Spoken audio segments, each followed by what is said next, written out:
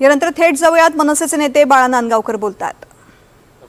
असा महाराष्ट्राचा आजवरचा इतिहास आहे। इतर राज्यांमध्ये आणि ह्या राज्यामध्ये खूप फरक आहे। इतर राज्यांमध्ये दुसऱ्या पक्षाचा माणूस म्हणजे दुश्मन म्हणून पाहिलं जातं, पण आपल्या राज्यात तसं काही होत नाही। आम्ही एकमेकांवरती टीका टिप्पणी प्रचंड प्रमाणात करतो, एकमेकांचे सभागृहामध्ये वाबाडे काढतो, रस्त्यावरती लढाई लढतो। हे जरी असेल तरी आम्ही आमचा सुसंवाद कधी सोडलेला नाही, सोडत नाही। आणि त्याच्यामुळे आता तुमचे जे काही प्रश्न आहेत ते प्रश्नसुद्धा राजकारणाच्या पलीकडचे असले पाहिजे असं मला वाटते। पण मला माहिती आहे तुम्हाला कशात इंटरेस्ट आहे तो, त्यामुळे आज ते दोघे भाऊ भेटले। आता दोघे भाऊ भेटल्यानंतर दोन पक्षाचे नेते भेटले, भले ठाकरे परिवारातले भेटले, तर चर्चाही होणारच। चर्चा झाली तर ती राजकारणावरती होणार। तुम्ही मीडियावाले भेटले तर तुम्ही कसं एकमेकाशी मीडियाच्या बाबतीतच बोलता, राजकारणाच्या बाबतीत बोलता, तसं राजकारणावरती पण चर्चा करण्याची झाली असेल। तर मी उपस्थित नसल्यामुळे मला माहीत होतं, मी सकाळपासून इतर मिटिंग्समध्ये होतो म्हणून मला कल्पना नाही।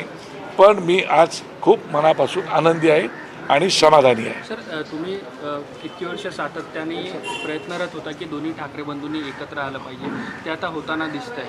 आगामी महानगरपालिका आणि खास करून मुंबई महानगरपालिकेच्या दृष्टीने आणि ठाकरे बंधूंचा मुंबई असं एक समीकरण असतं, त्यामुळे त्या दृष्टीने आता मग ही राजकीय युती समजायची का किंवा शिक्कामोर्तब झाला असं समजायचं? पहिली एक गोष्ट लक्षात ठेवा, जर तरला काय अर्थ नसतो।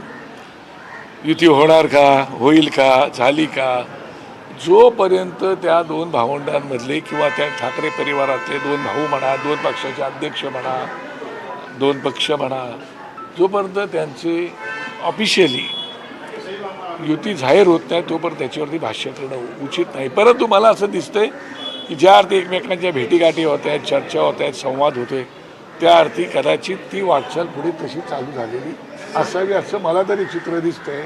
मनं जुळलेली असावीत आणि विश्वास एकमेकांवरती निश्चितपणे निर्माण झालेला असावा। भाजप टीका करताय की दोन्ही ठाकरे बंधू एकत्र आले तरी त्याचा काही फरक पडणार नाही। नाही, माझं काय म्हणणं नाही, त्यांनी टीका कोणी कोणावर करावी त्याविषयी माझं काय म्हणणं नाही। त्यांनी जरूर टीका करावी आणि टीकाही आपण नेहमीच आनंदाने स्वीकारत असतो, त्याला हसत खेळत आपण उत्तर देत असतो। आणि त्यामुळे आता टीका त्यांनी करायलाच पाहिजे। आम्ही त्यांच्यावरती टीका करतो, सोबतही राहतो, ते असतंच। तरीसुद्धा मला पूर्ण कल्पना आहे की ठाकरे परिवारावरती महाराष्ट्र प्रेम करतो, मराठी माणूस प्रेम करतो आणि निश्चित ठाकरे परिवार हा, तुम्ही काही बोला नका बोलू, ब्रँड मी काही शब्द वापरत नाही, पण ठाकरे परिवारावरती लोकांचं प्रेम आहे। महाराष्ट्रातल्या केवळ मराठी नाही, इतर भाषिकांचं सुद्धा आणि ठाकरे परिवाराचं सुद्धा लोकांवरती प्रेम है।